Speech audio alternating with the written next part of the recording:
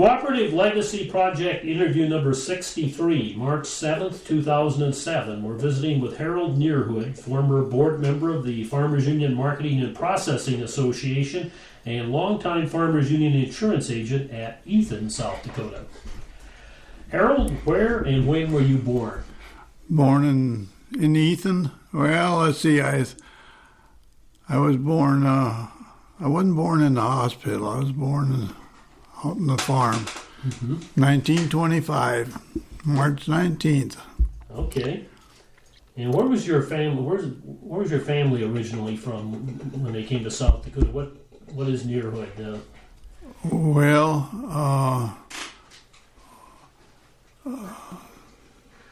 oh, criminy. Pennsylvania, I guess, was my grandmother's original home. Okay. So, nobody came over directly from Europe. No, not that I know of. Okay. What was your father's name? Ezra. E-Z-R-A. Okay. And would you like to talk about him a little bit? What sort of a person was he? Oh, he was quiet, hardworking, and he had a tough life when he was a young kid. I know that. I can remember him telling that him and his mother, I know something happened to his father when he was real young, but they lived on greens one summer, and so consequently he didn't like peas. Okay. What about your mother? What was her name? Mabel. Marjorie Mabel.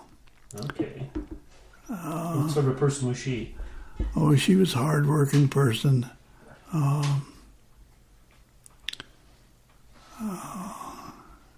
There was 8 of us in the family, 8 kids, so she was busy. Okay. Well, and probably a lot of like a vegetable garden and a lot of that kind of stuff. Yeah. Okay, what are some of your early memories on the farm? This would be in the early 1930s, I suppose? Mid-30s? Yeah. What was it like down here? It was dry. I can remember dust storms. One Sunday, dust was blowing so thick it was just dark out. And it was a time of everybody being in the same boat. Nobody had nothing. And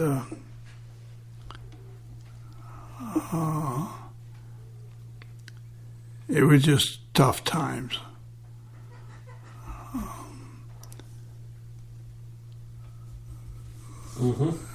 Okay. Were there a lot of farm foreclosures around here? Do you remember anything about that? Yeah, I'm sure there was. A lot of people moved west to California and Oregon and Washington,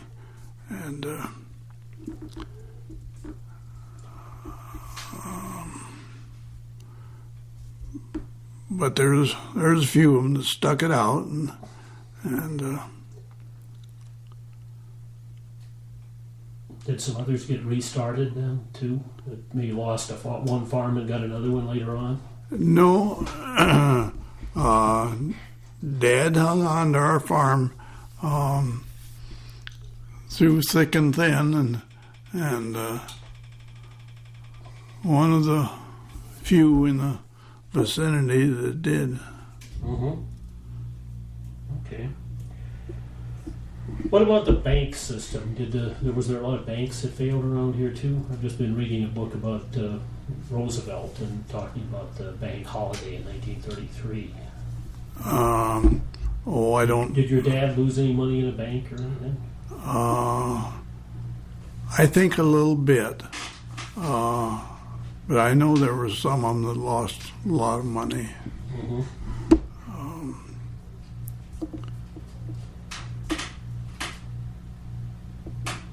Prosper Local Number 1 was organized just a few miles north of here. Was your family involved in Farmers Union early on? Oh yeah, I was raised Farmers Union. Dad was a charter member of Local 16. Okay, and what was the name on that? Dodd Local Dodd 16. Local. Okay. Yeah. Yep. That's still active, isn't it? Yeah, they're still going. Dodd was kind of that was my mother's name, and the schoolhouse was Dodd School and Dodd Local 16, and so there was quite a history there. And Minnie Lovinger, remember hearing about her? She lived about 5 miles from here. Okay. So I was kind of under her. She had our youth classes when I was a little guy.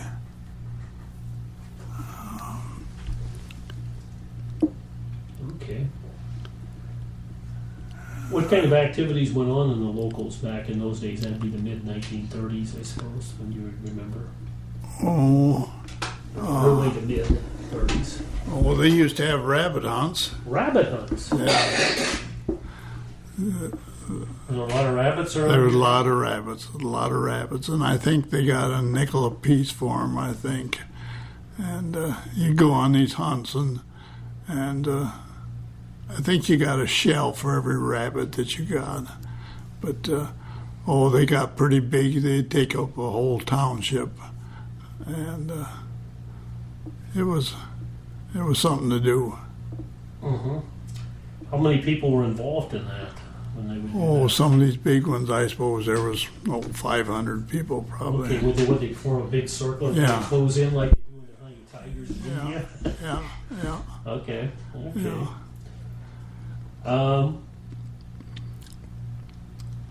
When was the first co-op organized around Ethan? Has this always been a pretty strong co-op area? Yeah.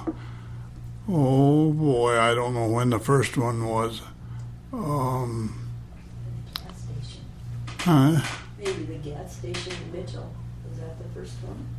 Well, I don't know. We've still got a lumber yard, Co-op lumber yard, that was one of the first ones.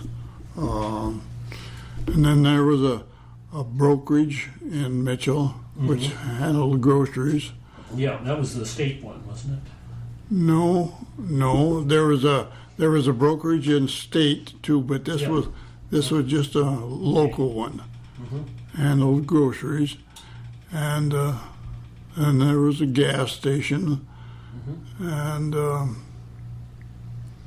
let's see, there was the telephone company was a co-op. How early was that founded? What did he have? Telephone company when it was founded. That was before my time. Okay. I don't have a good memory for dates, so seems like there was some. There was a Equity Union Creameries. They were in a lot of places around the state. Yeah, I think the building is still in Mitchell yet, being used as a Parts for automobile automobile parts. Creameries are almost non-existent anymore. No. You didn't talk about when you were a torchbearer. That was kind of important in your life. Yeah, You spoke at a national convention. yeah.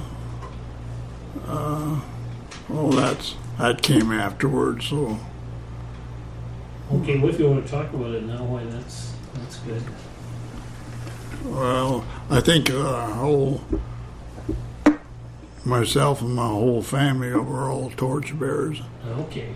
And I went to Topeka, Kansas to a national convention, I can remember. And I went to Denver to a national convention. That was the days of, I think the Brown Derby was out at the hotel, and they used to have Hereford bulls in there for champion Hereford bulls. Okay. That's when Gladys Talbot Edwards was still going good. What did you talk about when you were doing that? Well, here's a picture of that. Oh, yeah.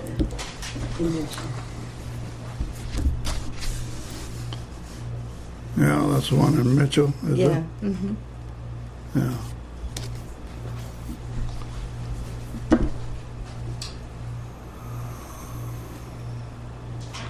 So, your family was also active in the cooperatives around here? Yeah, Dad was on a couple of boards, and, I was on a lumberyard board for 12, 15 years, something like that. And, What did your family like about cooperatives? Why be a member of cooperatives?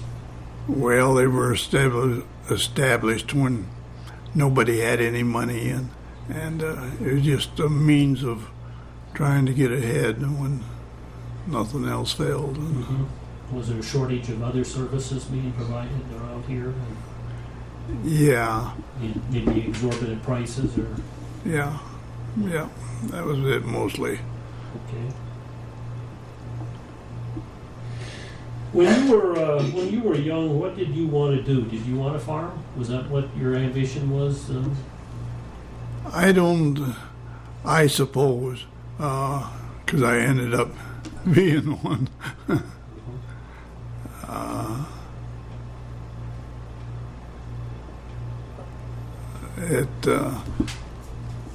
When I got out of high school, the war kind of interrupted things a little bit, and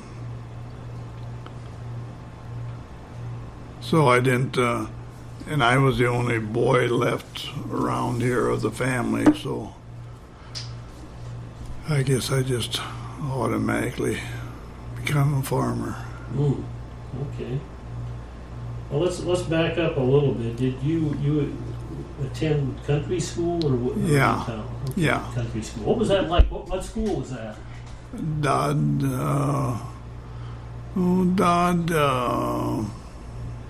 no, it was Rome 35. Yeah. I don't remember how many kids were there at the high time. I suppose 12, 15 probably. But we had one of the most modern schools. It was built in WPA days, and it was one of the last ones that was built in the country.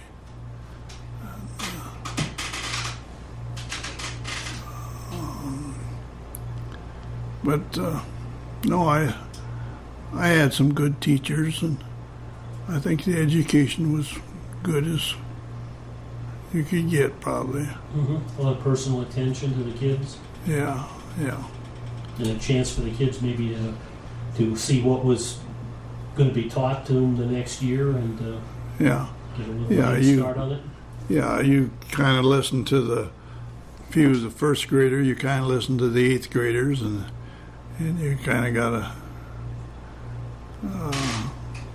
well-rounded education. Were the older kids helpful to the younger kids? I don't know about that. You're pretty much on your own as far as...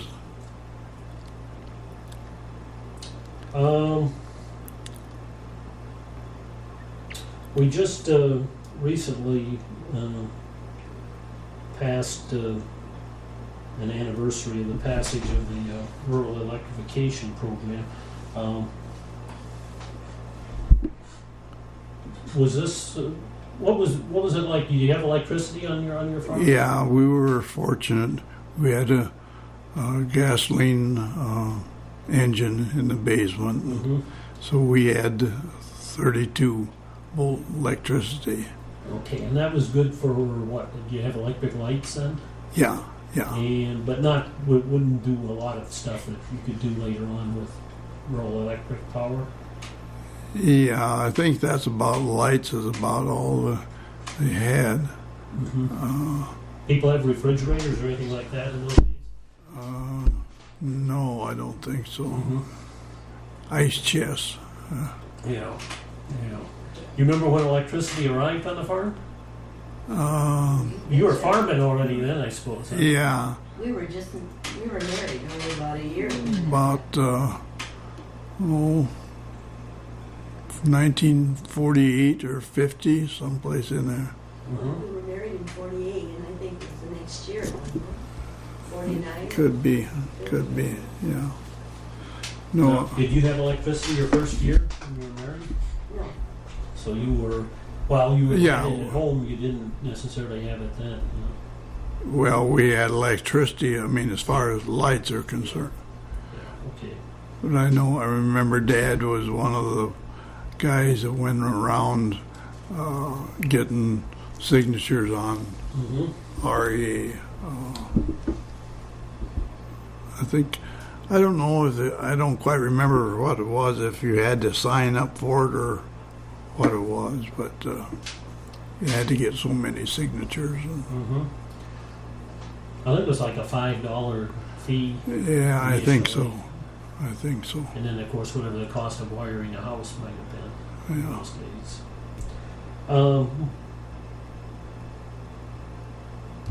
A little earlier than that, of course, you mentioned World War II. You had brothers, did you, that served? No, my brother was out in. I had one brother who was out in California, and he was working in the airplane factory, and he was married, and but I only had one brother. So. Oh, okay. The rest were sisters? I had 6 sisters. 6 sisters. Yeah. Was that kind of oppressive? So they always told I was spoiled because I had so many sisters. And Where were you as far as age? I was the baby of the You were the family. youngest one. Okay. Yeah, Okay. that always irked me when mom would say, "Oh, and this is the baby of the family." Okay. During the war, what was life like out here on the farm? Well, you didn't. Entertainment was very limited, and Not a lot of traveling, I suppose. yeah. Your tires, them was like gold, and Mm-hmm. Well, your dad was farming with horses then, wasn't he? Yeah. oh yeah, we still had horses in Mm-hmm. How big was your farm? half section. That section. Okay. Yeah. That was probably pretty standard for those days. Yeah. You remember Pearl Harbor? Yeah. Yeah.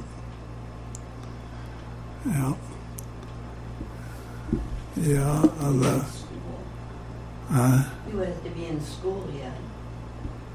Yeah, I had to be in high school yet. You went to high school right here at Ethan? Or? Yeah. Okay. Where did you meet Beverly, your wife here? You don't even remember, do you? At a dance. That was at Cornfell's. They always had dances on Saturday night.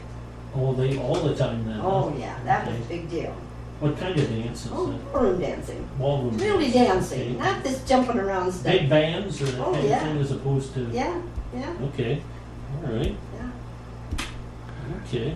Yeah, they had an air base in Mitchell, so there was quite a few eligible men around. And Okay, and there was probably a few other guys who were gone in those days. Otherwise occupied. What about, when did you get married? 1948. 48. And I'm having to skip some questions here.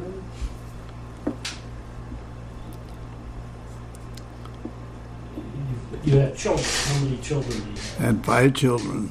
Want to talk about them? Sure, they all went through the Farmers Union program, and some are still in it. as the oldest daughters is engaged in farming, husband in farming, and the second one is husband is a anesthetist, and she did do blood work for a while, but she's just doing other things now.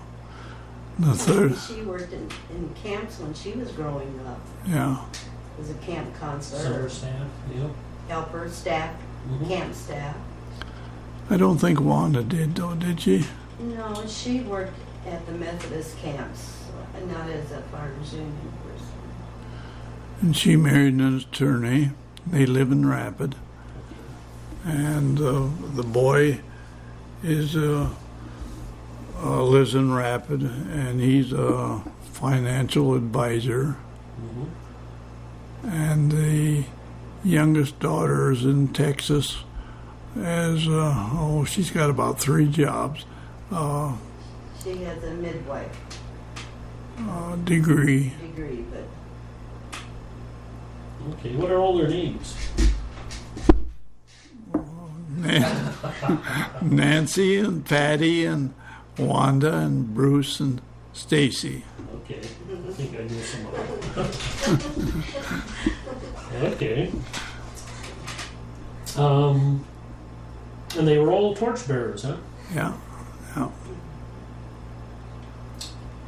and Nancy's boy was a torchbearer, but I think that's the only kid that was a torchbearer, right?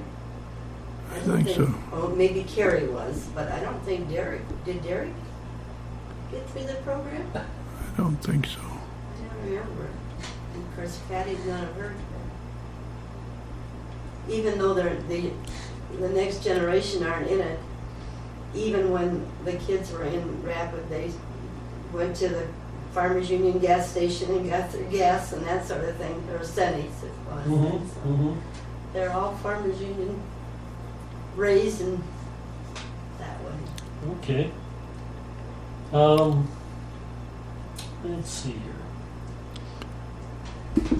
You, of course, you were farming in the, or starting to farm in the, late 40s and early 50s. What was life like on the farm back in those days as compared to now? Oh, things are so much bigger now.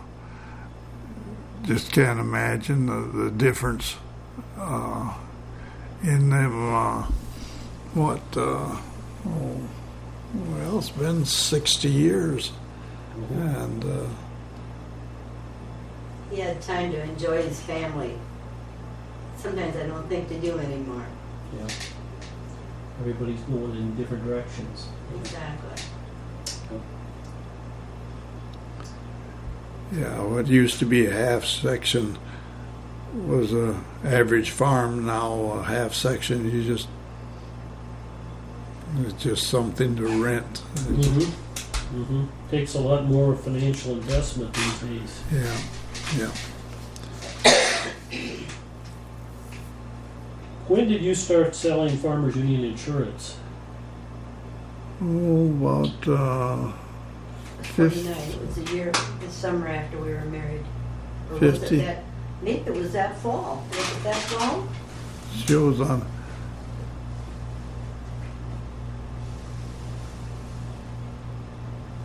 Well, and this says 42 years.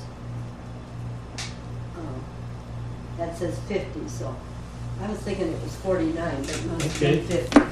I was thinking it was a year after we were married. 49, but that says 50, so. Okay. So,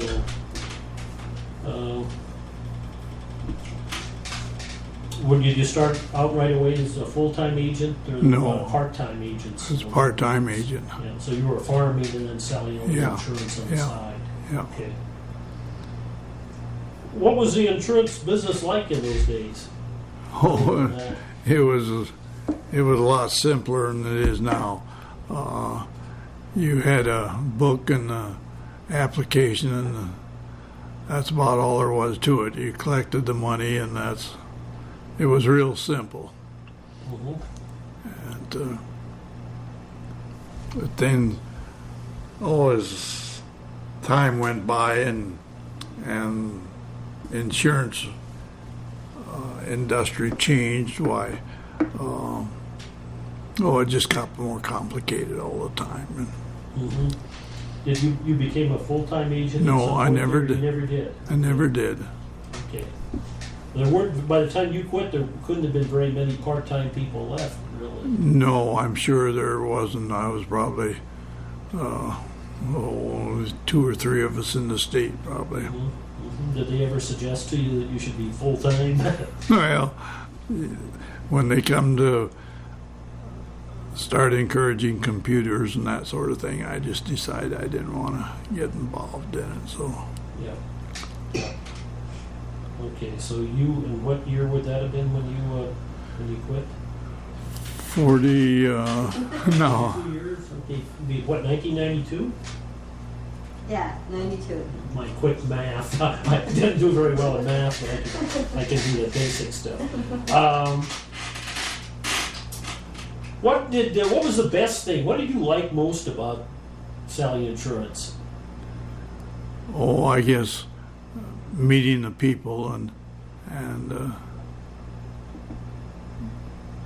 I guess I was more interested in that than I was in selling them something that. You can tell talking to him, he was not a pusher. Okay, well, it gets me to my next question. What did you like least about selling insurance? What did you like least about selling insurance? Oh, I guess maybe I guess there wasn't anything I didn't really like about it. Mm-hmm. Well, you kind of having people contact you when they needed insurance rather than having to go out and do what they call cold contacts. Yeah, well, after I got into it for a while, later on I did quite a bit of it. And then I took over some agency over at Corsica, and so where people were getting out of the business. Okay. You mentioned serving on the local lumber company board. Yeah. What was that like? Well, I got a lot of experience from being on a board that things aren't so rosy as they look from the outside. If you get a good manager, you got a lot of problems taken care of. And for a while, for a few years, we had problems with managers.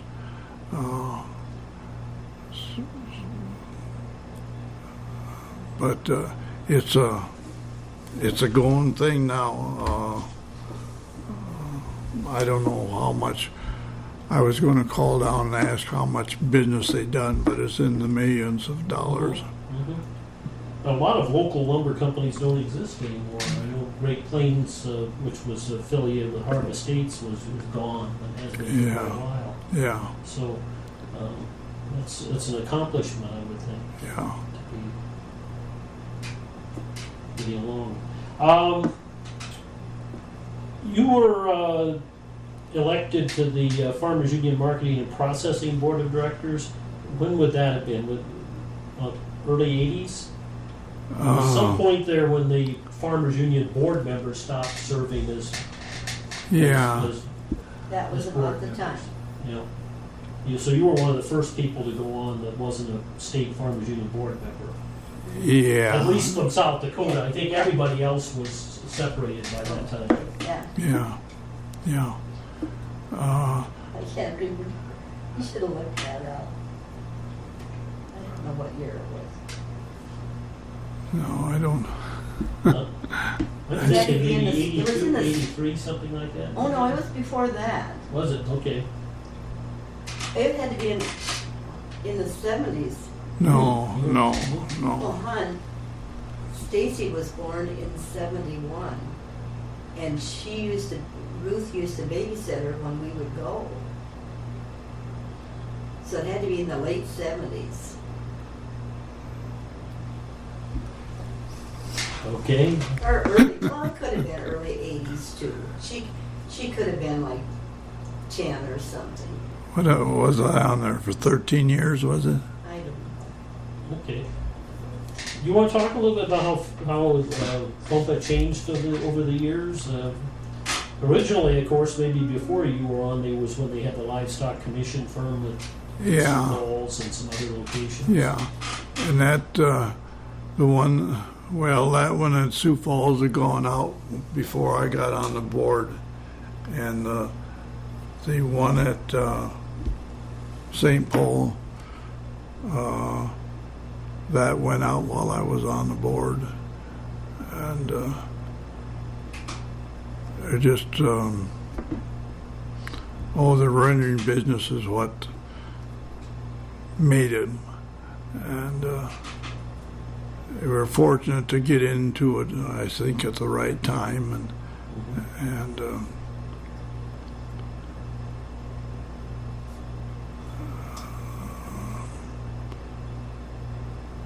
But it was,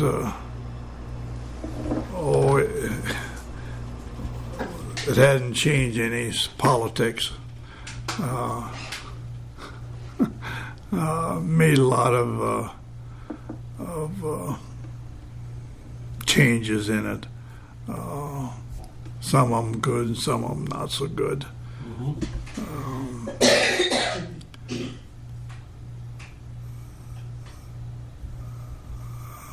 They did some investing in some things that were good, and some that weren't so good.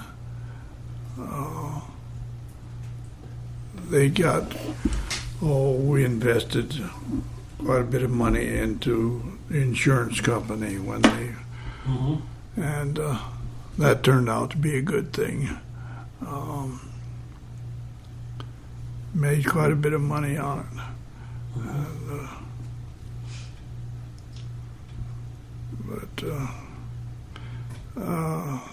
South Dakota politics weren't so bad in that, but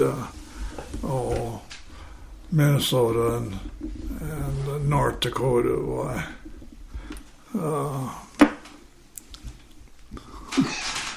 It didn't make any difference if you were a good man or not. If it was time for you to go away, they saw that you left. And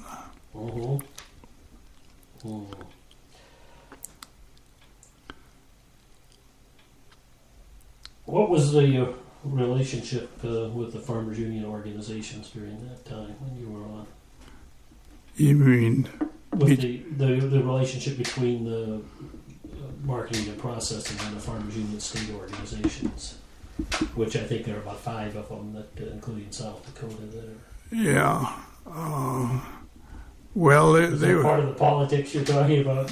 Well, yeah, some of it, yeah.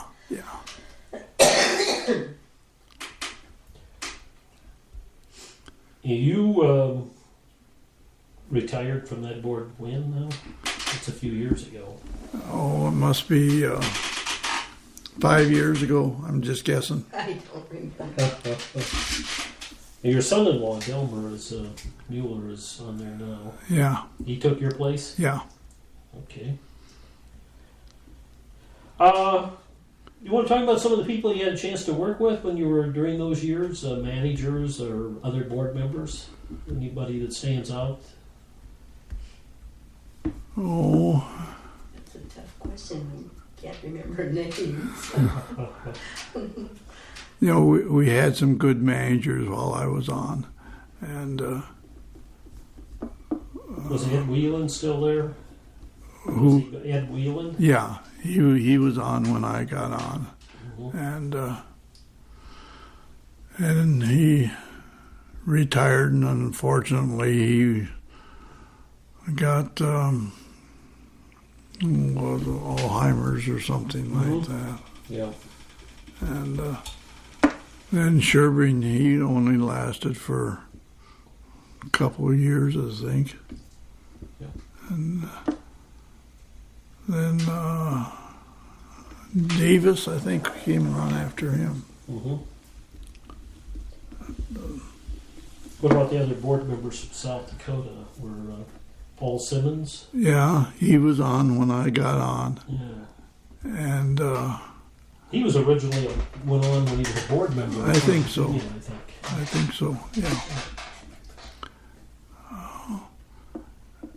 And then Adam Seidel, he was on for, I don't know, I'm just guessing 5 years while I was on there. And George Levine was on a while. Did Matt take his place then? Is that who Matt take his place? I think so, yeah. But I don't know what's the process of getting on nowadays. Well, there are actually, I think there are 2 boards, but I'm not totally up on that myself, so I don't know if I would want to wade into that either. How about Farmers Union state presidents? You've had a chance to observe a lot more than I have when I went to work for Ben, so you probably remember Opsel and Yeah, Fosheim, maybe, some of those guys, Skoggy, Lorix. yeah, yeah. Who was the best one of the lot? Oh, That's a- I won't commit myself. I don't know if Ed Backlund, did he ever? He was vice president, I think. Okay, Yeah. okay, And he was a local guy here. yeah, He was a yeah, neighbor. Mm-hmm. yeah. No, I don't know. There was, Goldsmith Mm-hmm. was on for a while, Yeah. and no, I don't know if any of them stood out on my mind as being particularly good at their job. Mm-hmm.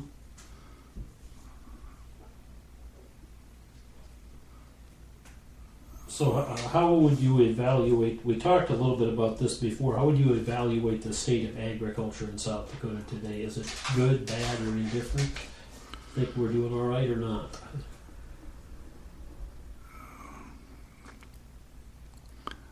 No comment. Okay. All right. Been a lot of changes in rural communities. What about here? Has there been a lot of changes in the Ethan community?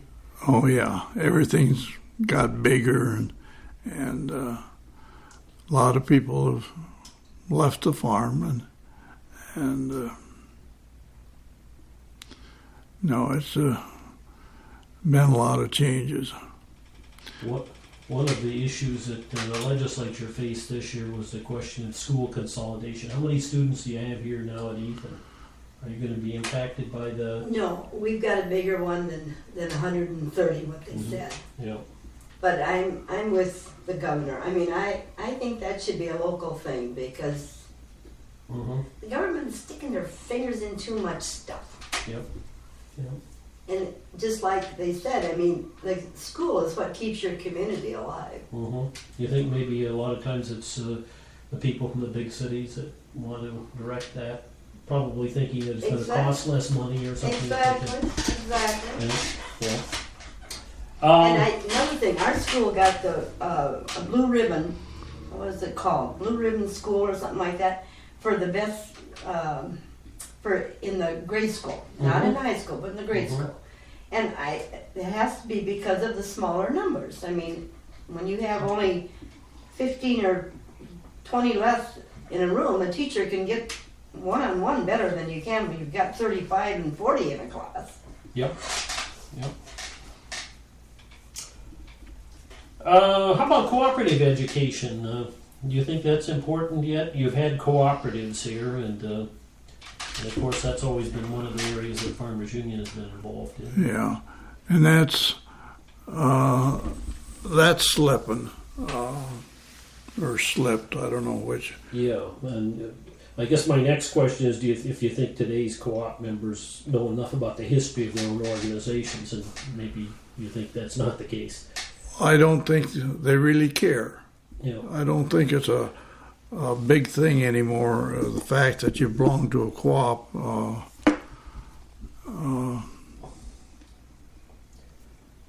It just doesn't make any difference. If there's a dollar sign there, then they're interested. You think that's is that the fault of the co-op or the fault of the attitude of the members? Well, I think it's just changing times. Mm-hmm. One thing they don't have they're not required to be Farmers Union members anymore to be on the board. Yeah. I think that changed a lot of. Yeah, if you don't have Farmers Union members on the board, there's a lot of these things that don't get funded and whatnot, as they should be, 20 years ago. Mm-hmm. Challenges facing organizations and cooperatives both have changed over the years. What seems like the biggest change to you as far as the challenge facing co-ops or the Farmers Union for that matter? Well, there's a lot less farmers, so your membership is going to suffer a defeat.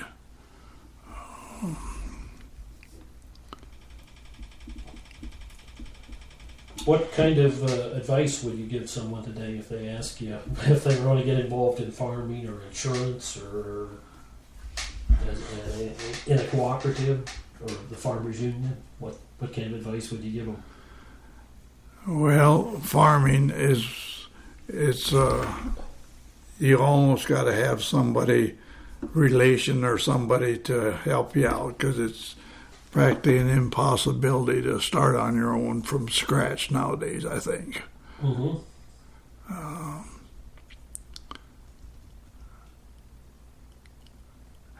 And I don't know, these co-ops are getting bigger all the time. I don't know if that's necessarily good or not. Mm-hmm. There's regionalization, which has Yeah. happened with some of the co-ops around Yeah. here, whether they're changing the kind of the management thing. They're losing some of their members and that sort of thing by it. But they say, well, members, that doesn't make any difference there. They don't contribute to the growth of the co-op, so why worry about them? Mm. Okay.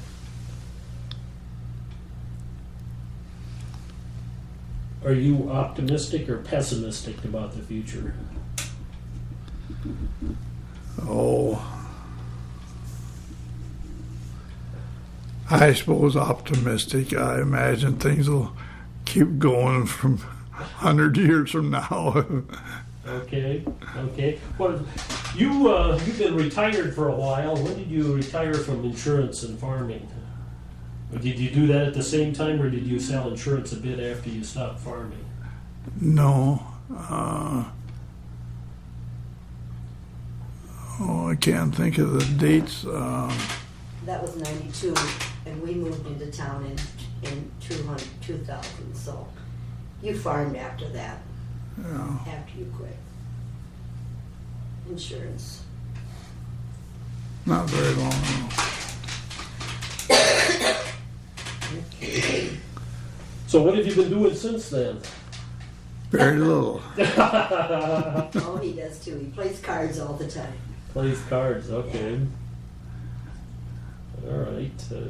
We're thoroughly enjoying it. Have you made any trips south, some snowbirds? We used to. Last year was the first year that we didn't go, and now Okay. this year. So Where did you go to down south? we went to Arizona. Okay. Where at in Arizona? Well, we went to Bullhead City and to Laughlin, Nevada, really, but it's just right across. Yeah, I was just there visiting my sister last week. Oh, is that right? They're just in the process of moving back to Washington State. Oh, After spending okay. some time. Yeah. Yeah. We'd only go for a couple of weeks. Mm-hmm. That was Yeah. enough for us. We Visit the have casinos, did you? Visit the casinos? Oh yeah, we stayed in them. Just stayed in a casino, okay. All right. Well, we had a good time, but our granddaughter and our grandkids played basketball, and we love Mhm. that. You want to see that? That's more fun than seeing the sand out there. Yep. And it is pretty dry and desolate in that area. Yeah, in fact, we have a friend that lives there 6 months out of the year, and I asked him about the river because that was low when we were there, and he said it's up now. Mhm. So that's good. Yep. Is there anything I haven't asked you about that you'd like to talk about? I never know what I'm going to get when I ask that question. No, I can't. He'll think of that tomorrow. Yeah, come back tomorrow. I'll think. Okay. We've been visiting with Harold and Beverly Nearhood. Thank you for participating in the Cooperative Legacy Project. Okay, this is an addendum to the interview with Harold Nearhood. Harold, you were telling me about some of the old picnics that the Farmers Union used to have down in this area. Yeah, we used to have one. There was a tree grove that we had a 4th of July picnic every year. And we'd have a baseball game, and then they'd bring ice cream, and I think you'd get a big dip of ice cream for nickels, I remember. And then firecrackers were always flying around. I remember one time when there was an older gentleman sitting in front of us, and he had suspenders, and it made a little gap between his shirt and his pants. And I didn't intend to, but one of the firecrackers I flew through went between his down his pants, and there was quite an explosion. And then we used to have oyster feeds, and consequently somebody would tie a few oysters together with a string and not tell anybody about it, who got him. And it was kind of a little fun time. And then my wife one time got pancake feed. We put on pancake feed, and somebody slipped a napkin between two pancakes, so that was kind of a different feeling.